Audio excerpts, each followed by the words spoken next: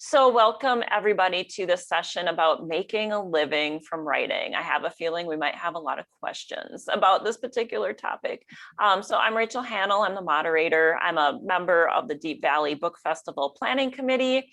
I live just outside of Mankato, Minnesota, and I'll have each of our panelists briefly introduce themselves, and maybe by means of introduction, could you tell us how writing fits into your life? Like, are you making a living from writing? How do you do that? Where does that fit? So I can start with myself. I have a full-time job teaching. I teach at a university. I teach journalism. So writing for me, I do make some money from writing. I still do some freelance writing. I'll do some work for hire books for kids, which we can talk a little bit about later too, if that comes up. So over the course of the year, I managed to bring in some extra income by writing. And if I wanted to do that more, I suppose I could. So I think I could try to make a living from writing, but I do teach full time. So that's kind of where that writing piece and the money-making piece falls for me. So I will just call on people as I can see them on my screen. But Nadia, could you introduce yourself and tell us a little about writing in your life? I'm Nadia Giordana, and I do write a little bit of poetry and short anecdotal stories. I'm not a novelist. I don't really make that much money, on occasion a little bit, from that part of my writing, but I do produce and host a number of television shows on community television.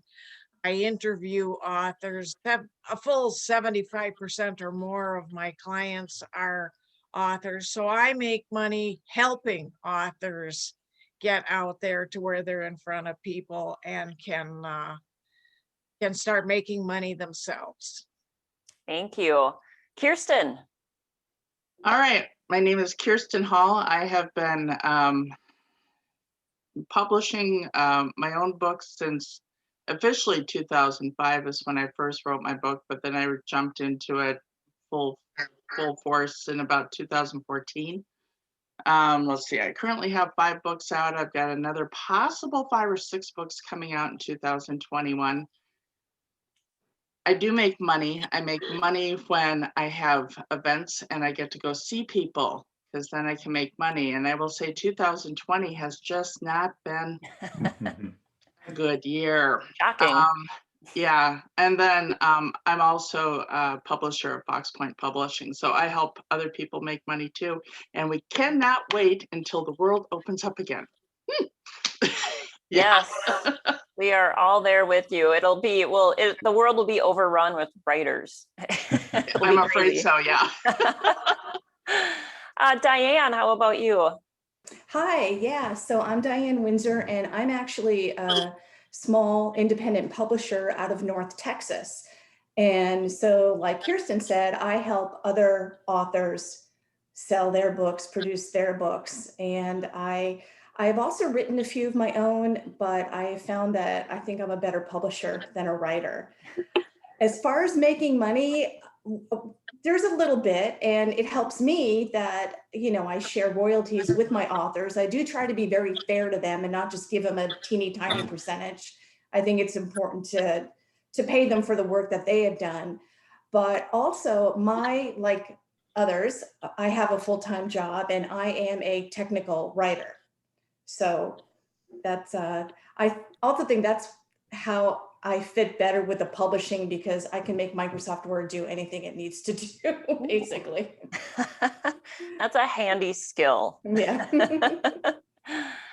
Joy, go ahead. Hi everyone, I'm Joy Riggs. I live in Northfield, Minnesota. My background is in journalism. I went to school for journalism and I worked for several years for newspapers. For the last 20 some years, I've been a freelance writer and editor. Have done stuff with magazines, newspapers, and publishing has changed so much in the 20 years. I pulled back from some of my freelance work a few years ago to finish my book, which came out in the summer of 2019. And I was grateful that we were still able to be out and about for probably the first 8 months that my book was out. Around this time last year, I took a part-time job working as a communications coordinator for a nonprofit, a local nonprofit called Healthy Community Initiative. So now I kind of adjust, have time where I, get paid to write for other people, and then I also have time to try to do my own stuff and put out essays and columns and things. So I do make a living at it, but it's it changes every week, every month, just because publishing industry changes all the time. So adaptability has kind of been my word that I focus on as I keep writing and finding new ways to get my work out there. Thank you.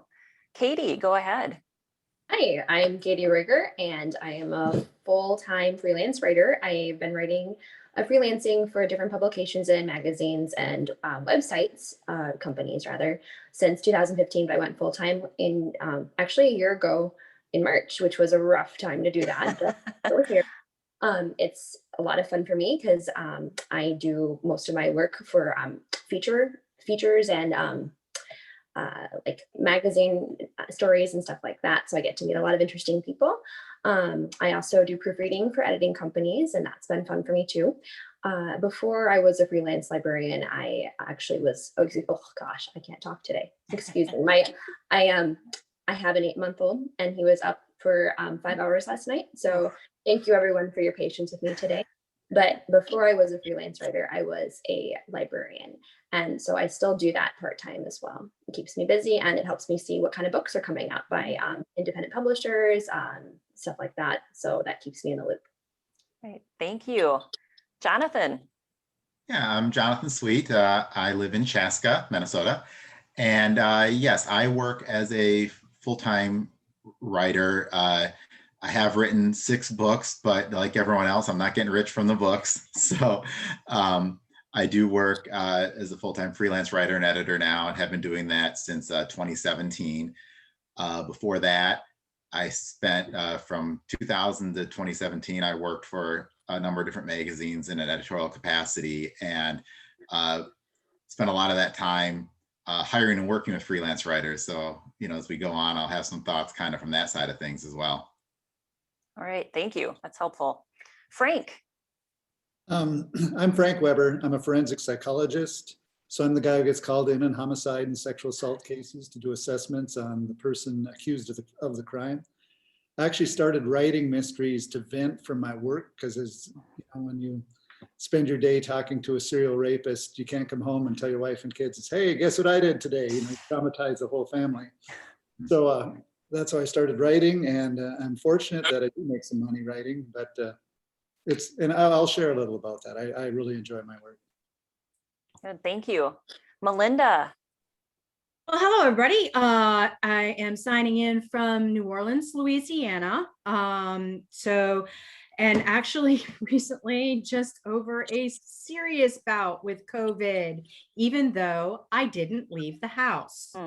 So, but that being said, better now. And I made the promise to myself that I would be a full-time freelance writer by the time I was 50. And I actually managed to accomplish that feat 1 year earlier. Was it August of 2020? I 49. I was able to make the switch from working 5 different jobs to primarily just working as a writer and in the publishing field. I run the gamut as far as writing. I publish my own work, everything from a baby board book to my first book, which was actually a middle grade action adventure, which won at the 2013 New York Book Festival. And then we have a adult action thriller, which was a finalist, top 3 finalist in the Clive Cussler Adventure Writers Competition. But as Jonathan said, as much as we would love to call ourselves Patterson and make the living off the books, that doesn't always happen. However, there are a number of ways that you can earn a living from writing or some facet of the writing industry. You just have to know where to look, and you have to treat yourself as a business, because we may be creative. We may love listening to the voices in our heads and putting them down on the page. But if we don't treat ourselves as professionals, then eking out a living as a writer is a pipe dream. But it doesn't have to be, as long as you take it seriously. You can still have fun with what you do, but you just have to mind your P's and Q's. Thank you, Melinda. That's great advice. And I'm glad that you're feeling so much better. But that's a good point. And maybe we can talk a little bit about that. Kind of like trying to determine, what is fair value? Because I think, like Melinda said, and I'm certainly guilty of this, writers tend to really undercharge if we're doing some kind of freelance work or anything like that, because and also I think people sometimes can take advantage of us, because they'll say something like, oh, well, write this piece for us and I'll pay you $20, but look at all the people who are going to see it. Like, you'll get all this exposure, right? And so sometimes there's that idea that you're undercharging. So I think that's great advice to take yourself seriously. And I mean, for some of you, like, just kind of raise your hand, but like, how can people start to determine what is a fair value? Like, if you're looking to publish freelance work or that type of thing, like, where can you find out, like, what should I charge? Any ideas?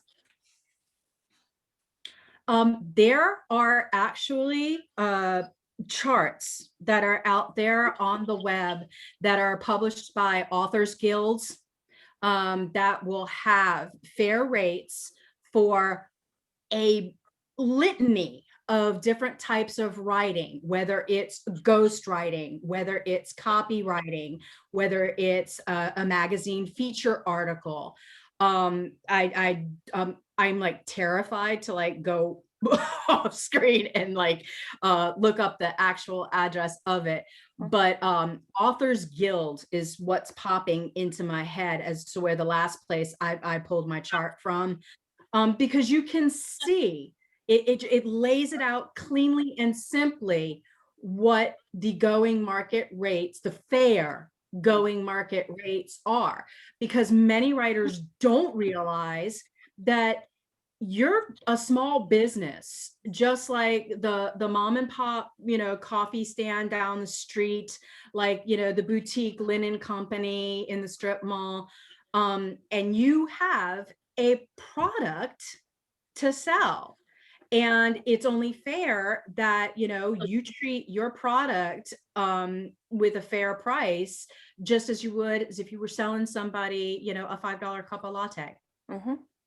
And Katie is somebody who, you're working full-time freelance. How do you figure out what to charge so you can make a living from doing this? So I'm grateful that I've been doing it for a few years, because at this point I feel like I have a better handle on it than when I began. When I began, I would take anything anyone gave me, because I didn't want to turn away work and I wanted to get out there. And I don't regret doing that. But now that I'm more established, I have the power now to say, no, that's not enough. This is what I charge, or this is my rate. And I've gained that knowledge by actually networking with other writers, asking them what they've made. And then too, as others have mentioned, Writers Market, Authors Guild are really great resources for deciding how much. And now too, I think it's helpful to realize what your time is worth. If, for instance, I'm taking an article for a magazine and I know that there's going to be at least 5 sources, and there's going to be tracking down those sources and talking to them and transcribing and then writing the article, I try to consider it in terms of how much per hour I want to make.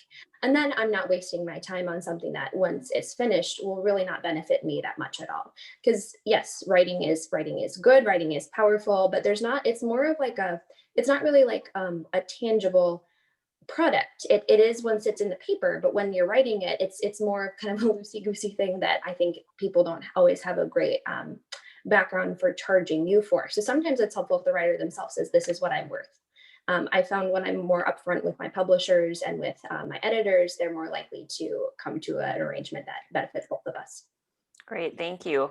Does anybody else want to weigh in on that topic? Frank? Just a thought. I don't do freelance writing. I just write my mysteries, but I don't give a lot away. I'm giving some at this conference, but the reason is because just working with psychopaths, I know that you have to have a strong personality. And if you give yourself away, then the implication is it has no value. And so I say, okay, if it's worth it, this is what it's worth. And if you're not interested, that's fine. Yeah, that's a good point. I'm glad that you brought that up, because I think for those of us who are writing books, it's still kind of that same thing. Like, what do I give away in terms of exposure, hoping that people will see it and maybe will want to help spread the word, versus giving it away and there's, some possible income you've lost because you kind of didn't get anything for it. Nadia? I think one way to work through that, because I personally can have a tendency to be notorious about giving myself away, where you can, instead of, definitely the amount of hours you put into a project might not add up, but if you have a fee for the end product, and even if you put in extra time or extra services, some things that you can do to early on to give a little bit more to your clients, that might help in that manner, and little special things that you can do to sweeten that pot rather than just giving it all away. Kirsten? I was also going to add, and if we're going to delve into this later, that's fine. But another route, I don't do a lot of articles and that kind of thing. I mean, I have put into other articles, contributions, that kind of thing. But the one way I make more writing, well, when the world is open, is I charge for appearances and different presentations. And so, that's another way to make money. So if you want to jump back to that later or whatever, or Yeah, no, I'm glad that you brought that up, because that's a really good point. And it also goes back to having value for your work. That if somebody wants you to do a workshop, or somebody wants you to present at the library or something like that, is there some money involved? Can you ask for that? For me personally, it feels uncomfortable, right? At first it feels uncomfortable, and especially if it's something that is providing such a wonderful service, like a library, you just think, oh, it's not like they're rolling in the money either. But in Minnesota, at least, because we do have that Arts and Cultural Heritage Fund, that there is money out there specifically to bring creative people in, writers and artists, to give presentations and to pay them to do that. So I feel a little bit better doing that. And of course, I think you have to balance it. I mean, is it a business? Is it a nonprofit? Kind of what's their mission and that type of thing. But absolutely, I think for those presentations, that getting some money for that is really important too. Rachel, Yes, I've had some of my authors who have been very successful doing school visits that way. Okay. And you can do it, a couple of different ways. You can either charge for the appearance itself. And again, I know that right now in the time of COVID, it's not in person, but a lot of authors are still able to do this virtually like we are today. And so you can charge for the visit, or you can just make sure that the students are buying your book. And so then you're making some money both ways. Yes, I've always thought that that the writing itself, or the book itself, maybe isn't making a lot of money, as those of us who have books out can probably attest. but those add-ons, like you just mentioned, Diane, the school visits, the library visits, the presentations, like there's other ways to make money from maybe that one product that you've put out there. I want to segue a little bit, and I also do want to let people know who are attending to please ask questions, so just throw questions in the chat and we can get to them and try to answer them the best we can if you have any. But for those of you who have segued from this is what you do, you don't have a full-time job, you've made this, kind of your mission. I mean, Melinda mentioned a little bit about that, like she set that goal and she was going to work to get to that goal, to do that by a certain age. How did others of you make that leap? I mean, because it's kind of scary, right? Sure. I'll go ahead and start. Yeah. I think to do that, you have to have some, there is a certain element of faith, obviously, because that I'm going to be able to do this. But in my case, a lot of it was kind of laying the groundwork ahead of time. My history as a magazine writer and editor had been working in trade publishing. So these are magazines, websites that serve the people who work B2B publishing, people work in an industry. And I worked in a couple different industries, most recently in the boating industry. So it went to people who were in that industry. And part of over doing that job over 8 years at the last magazine, you make contacts with people, and those are the people that then you can go to. They know you in the industry. So in my case, it was laying that groundwork, making sure I had contacts with people. Most of my work has been in these industries I've worked in because they know me. And as an industry expert, that gives me some ability. And that's something that if you have an area you are an expert in, or have expertise in, that it's a great way to kind of work with those types of publications, websites, companies, whatever it may be. And what I'm doing is a mix of editorial and marketing. I'm probably doing more marketing promotional work now than I am like straight editorial type of work. Good, thank you. Nadia? I want to segue or follow up on one thing Jonathan said, laying the groundwork. If you're going to be in this industry, and if you're going to be an author that's known or work in some form or another, don't wait until the book is ready to begin laying that groundwork, to have your social media platform in place, gain those followers, have a page, get on the different social media platforms. And don't say, I hate social media. Start to at least like it. If you can't love it, start to at least like it, because it's here to stay and you really need a platform. You can't count on all your friends and family and all your readers to spread the word. You have to do part of it too.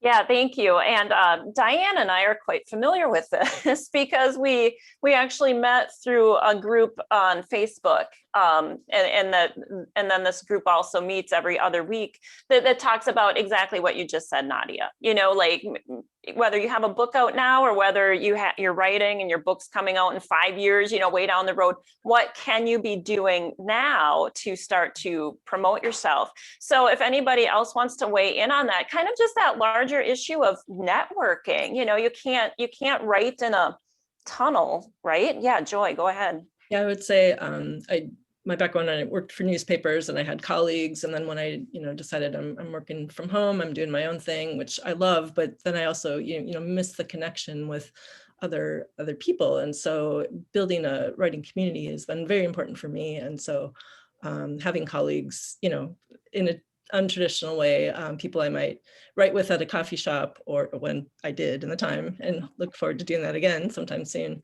I've taken some writing classes and then built a network of other women writers that we really meet virtually, and we exchange ideas, just having those connections that make you feel like you belong to something and you can, you're not out there on your own, even though writing is such a solitary thing. So of course, when you do the bulk of your work, you're alone, but you still need those connections. And I love that about being able to be flexible in my job. And even though I don't, have colleagues, I have people I can reach out to, and that makes a big difference. And then you're not just, you're also helping other people. And that just leads to great things too, when you're not just doing your own thing, but helping other people network and connecting them to other people. It makes everything feel more connected. For sure. Yes, I would like to just comment on it, because I think, especially as a writer, it sort of goes against our instincts. When I was in my clinical psychology program, my advisor said, you're a professional extrovert who's a personal introvert. And I think that's what many of us are.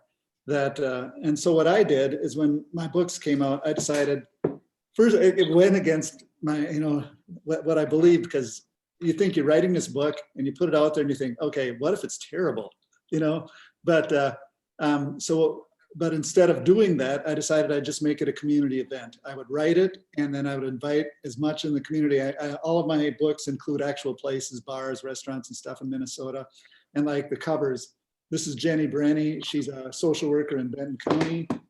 This is Alicia Isom. She's a social worker in Rowan County. And the last two, this is Elise Yates. She's actually an artist, but is employed as a builder, working in a pellet plant by Buckman, Minnesota. And so people who aren't models and stuff, so their whole families and the community gets excited that they get to be part of it. And to invite that, and I think there's a gas station. I live in a small town called Piers of 1,000 people that sold on average more than 20 books for the last 5 years a month of mine. And that's an excellent marketing strategy. And I think I love that. You get people involved and everybody talks about it. And then plus I've kind of expanded because I live in such a small town that with Brainerd and St. Cloud, then they refer to me as, yeah, he's from here. And then, they talk about, that you involve those communities in your books. Yeah, that is a great idea. I'm totally putting my book in the gas station. Why didn't I think about that? I'm in a small town too. Melinda, did you have something to say about that aspect? I lost the train of thought. Oh, okay. Maybe it'll come back, but thank you. Can I say something? Yes, please. That's such a creative, brilliant marketing strategy in my mind. And authors, no matter how authors today are published, whether it's by a large traditional publishing company or a self-published author, you've got to do your own marketing. You are absolutely required to learn how to do it and to do your own marketing. And me as a publisher, I try to help my authors as much as I can and guide them. And I do some things for them too, like especially around the launch period, but they really need to learn the social media, like Nadia said, and how to build their followers and their platform and get the word out there themselves. And I just love Frank's idea. That's just amazing. Yeah, it is. Yeah. Nadia. Another thing that you can do to help pull that all together and complete your package, always look the part. You're a star, you're a cut above. You're not just like everyone else. You don't want your neighbors to say, she's just like us. No, you're not. You're nice, but you're a star. You should always look the part. If you're going to leave the house and not look the part, put your sunglasses on and the scarf on. I'm not sure what the men will do, put a hat on, but the clothes, always dress. Men shouldn't probably have their paint clothes on when they leave the house. It's just as important for them to look the part. Look around when you're out and about. Expect to be noticed. Look people in the eye. That's something I see maybe more of the men doing. Look people, walk around like, hey, I am somebody. And I don't mean strut. I just mean a bearing. Mm-hmm. And for the women, have a little bit of makeup on, but be an author. Yeah, I was going to point out with all of my authors, as soon as they come on, I explain to them that you are now a brand. You and all of your subsequent books and everything you do, you are a brand. Every time you walk out of the house or you get on a virtual thing or you're on the phone or whatever the case may be, you're on show. Mind your manners. Be nice to people. Be polite and courteous. And know that eventually it's going to be, you'll go to Walmart or go get gas or the post office or whatever. Every time you leave your house, at least 3 to 5 people will say, hey, I love your book, or hey, nice to meet you, or hey, whatever. So you're always on show. That's the professionalism of it. I have with my children's books, because like I said, I write the gamut. But with all of my children's books, I have to, my guilty pleasure is that I'm actually a member of Actors Equity and have a 30-year acting career among many other titles. But I often will go to an event where I am promoting my children's books in costume. The 10 Little Crawfish book. I walk around events in a 5'7" crawfish costume. I have, when I promote the middle grade action adventure, because it has a large pirate theme, I am in full Jack Sparrow-ish gear. And, as Kiersten said, you are on show and people are looking at you, and whatever you can do, as long as it's in good taste, to make yourself more memorable, it works. I have been very blessed to have presented at the Picayune Writers Symposium for several years running. And it's an open forum at a library in Mississippi. And the second year that I attended, a gentleman walked up to me and he said, "My children are so excited that you are back this year. They had such a blast last year. And when they found out you were on the roster, they said, 'Dad, we have to go.'" And that's the kind of relationship you want to establish with your readers. You don't just want them to be a consumer purchasing your book. You want to establish a long-running relationship with them, at some level. You want them as your community. As authors, we're a community, but we eagerly invite all of our readers to be part of that community, because guys, you're the reason we do it. I mean, Yeah. you're the reason that we share our story. And as human beings, we're all connected by story. I mean, think about the stories that you wind up telling the person behind you in the grocery line. And it could be a complete stranger, but because we're human, it's so natural to, the granny behind you tells you what her crazy grandkid did. That's a great point, and appreciate that. It's a really excellent point about having that community. I do want to get to a couple of questions. We have some questions coming in from the audience. So this one is about a PRO Act that Congress is voting on. And Teresa asks, or she wonders, or has heard that it's had a negative or would have a negative effect on freelancers. I have not heard of that. Is anyone else familiar with any kind of act coming up?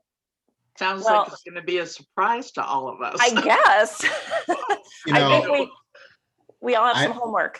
Yeah, I don't know if this is specifically what she's talking about. I know, I assume it's something similar to what California has done, where there has changed the way employees and contractors are treated. And one of the side effects of that has been that in some cases it's affected freelancers. I know, for example, that not me, I didn't work for any companies in California, but I had some friends who were doing some writing for a publication in California, and were basically told because of that, they were going to be cutting freelance writing because of the new requirements. I assume this, I've heard that there were things like this at the national level, but I'm certainly not an expert on it.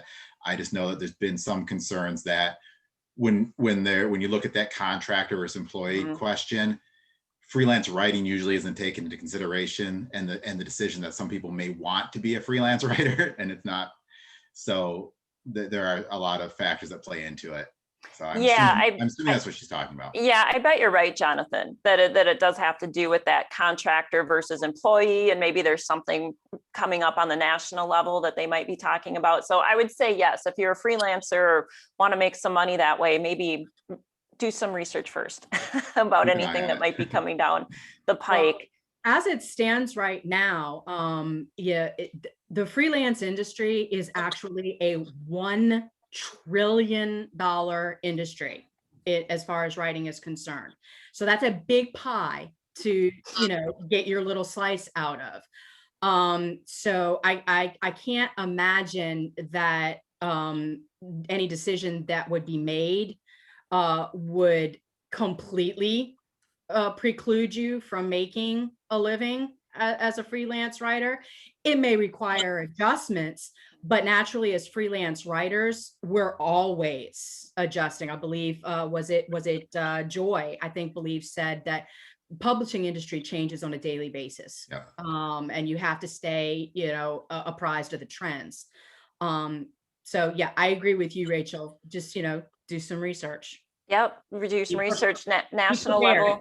Yeah, right, the national level, the state level for sure. There's another question here that Joan asks, that she has a friend who has been on the New York Times bestseller list, and no surprise here, had an abrupt change in her career trajectory when Stephen King highlighted her work.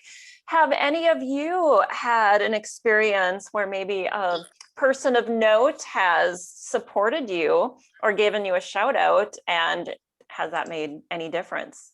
Anyone so lucky?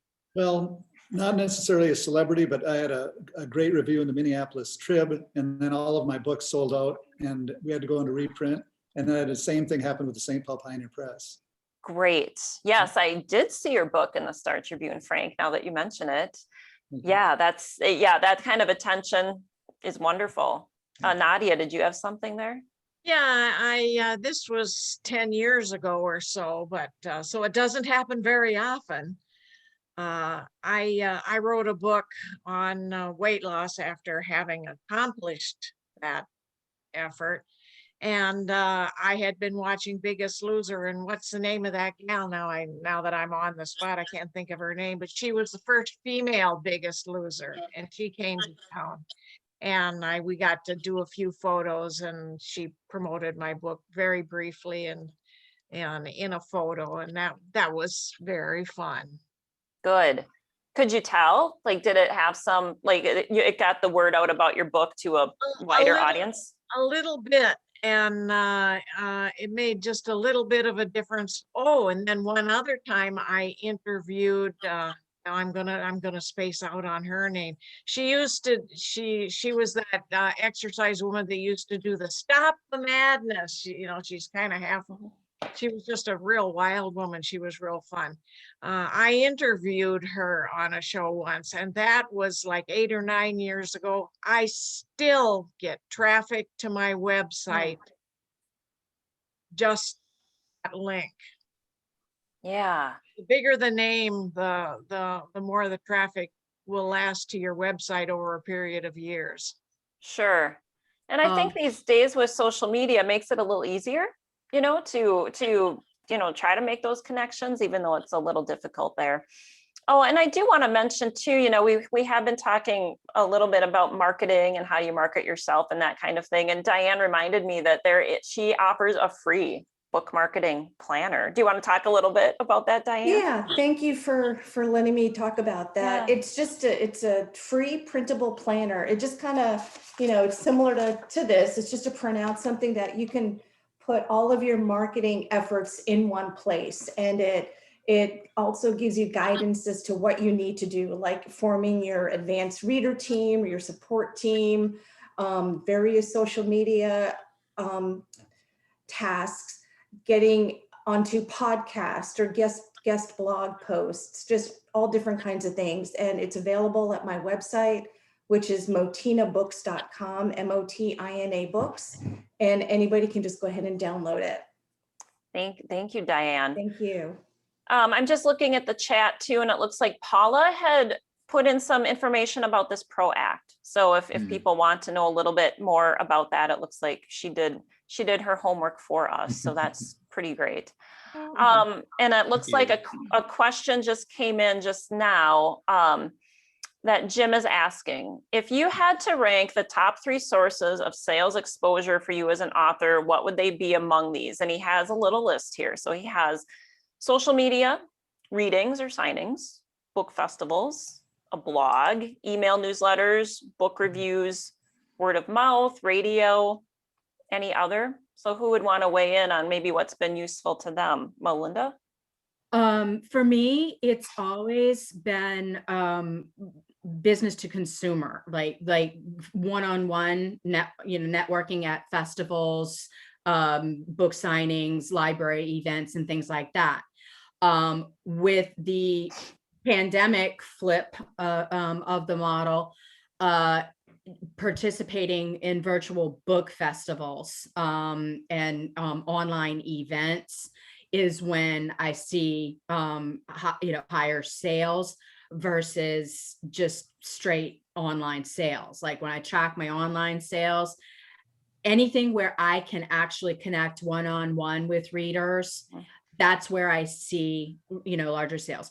Podcasts are good. I find not so much for sales that I've been able to track immediately. But I do notice a spike in my social media platforms after I do something like a podcast or a radio interview, which I kind of hope that down the line is resulting in sales, but I have no way of connecting, whether that appearance specifically led to a sale. Sure. How about others? What would you say is most useful? You probably all have a idea here. I could probably call on all of you. Nadia. I would say that video is very important, and whether you do an interview like the kind that I do or not, any kind of video presence. As a matter of a little tidbit to know, if you do, and I personally don't do Facebook Live because I'm an editor too, and I love getting my fingers in and making a perfect video.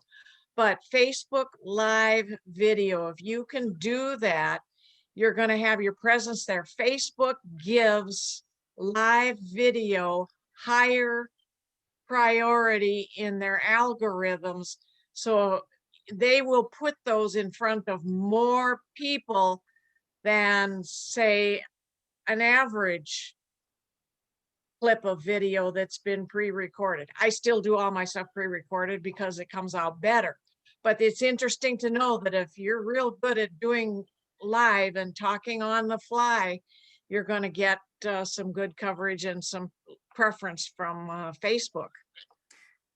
Joy, did you have a preference? I was going to say, I think I had some good spike in sales when Kurt Brown with the Star Tribune featured had a column about my book, because there's very much a history component to it. And then Classical NPR did a story because there's a music component. There aren't as many, places for book reviews, for articles, there aren't as many local newspapers, but still make use of the ones that are out there, because local radio, local newspapers. I think the thing I enjoy the most personally is always the in-person events where I get to meet people and make connections that, I don't make otherwise. And that leads, I think, to more word of mouth. And I think the kind of book that my book is, word of mouth is really important.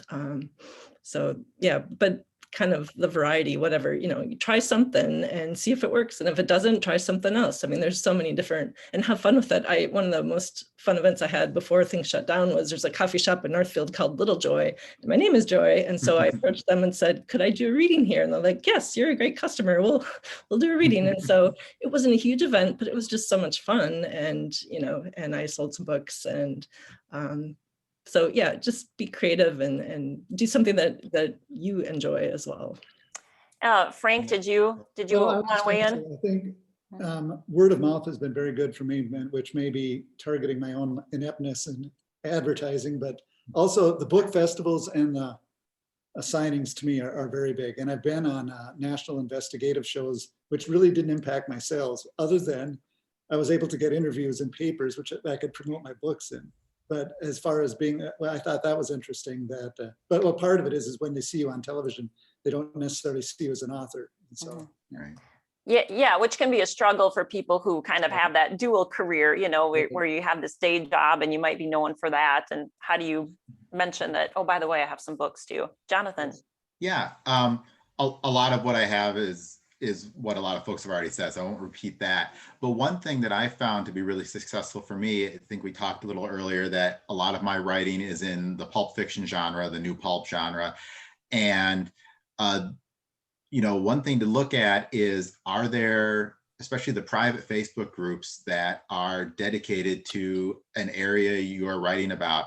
In my case, there's a couple in that pulp fiction genre, and the closed Facebook group. So it's, people, you don't necessarily see them, but then when you get in there, there's, depending on the group, there's 500, there's 3,000 members. And, every time you have a new book, you go, hey, look, here's my book. And you put the picture on, and, I see the bump on, selling a few copies. And I think little things like that, because those are people, if you're very specific in your genre you're writing about, and you can find the group of people that match up with that, that's another great thing to think about. And just to piggyback off of that, and I'm sure Katie will probably agree with me, one of the ways that you can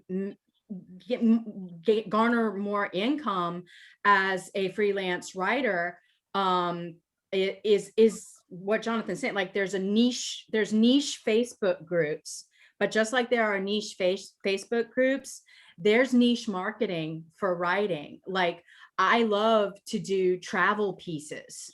And so, if that's something that you like and it's something you're good at, you could easily, I mean, not now with COVID, it's a little more difficult.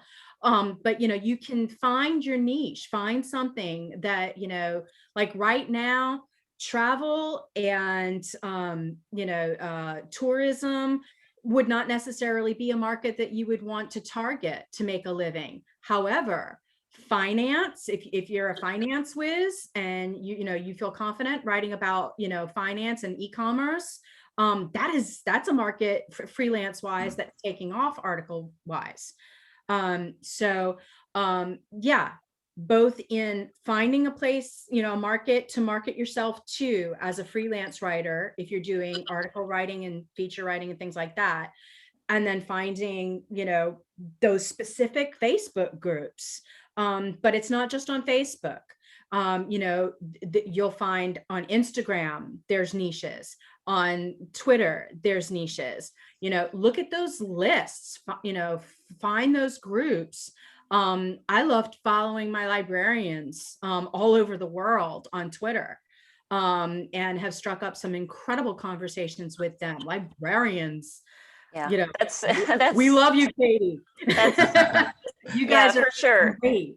Yeah, that's great advice. Yeah, quick, Jonathan. Then I'm going to wrap up. Yeah, I'll do it real quick. Just to add on to what Melinda said, as I mentioned at the top, having been an editor and kind of hired freelance writers, I always worked on those B2B publications that were focused very specifically on an industry. And if you can, as a writer, I can tell you as an editor, if you came to me as a writer who's like, knows that industry and it's going to be turnkey for me, that's going to be a lot easier than if you say, come to me and say, or when I was doing the job, came to me and said, hey, do you need a writer? No, come to me and say, I think this would be a great article. Here's a new, there's all these new I'll use the boating, all these new outboard engines coming out this year from Yamaha and Honda. And here's the angle, I think.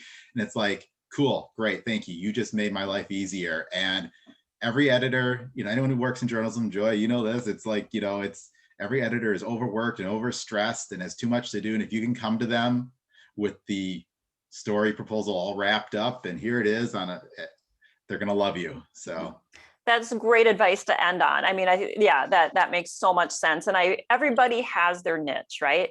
And like everybody has that one thing they know a lot about. So try to market it that way. Well, I'm going to wrap up, but we do have some prizes to give away. So I'm wondering if Jennifer is our prize guru for this session, if she has some names for us of people who are winning books. And it looks like several people from this session are giving books away. So I think our first winner would be winning Frank's book, Lying Close. Kayla is here. All right. Kayla it is. Kayla Olson wins Frank's book. And the next book is Joy's book, Cracker Jack Bands and Hometown Boosters. Okay, let's take a look. Amy Butters. Amy here. Okay, congratulations. hey. We have a book from Phyllis Cole-Dye, who is not in this session, Beneath the Same Stars. Okay. Mary Ellen Robertson. Mary Ellen. All right. And then the next book is Kiersten's book, I Do. There it is. Holly Galbus. Holly. And the last book is Melinda's book, The Eye of the Storm. Okay. Joan Collison. Joan, all right. Congratulations to the winners. I'm going to write the email address. So if you have won a book, contact at Deep Valley Book Festival.com. Just send us your mailing address so we can get those books to you. And we also have the book giveaways on the website that's updated. So if you're not sure, if you didn't hear right or want to double check that, we'll have those names listed.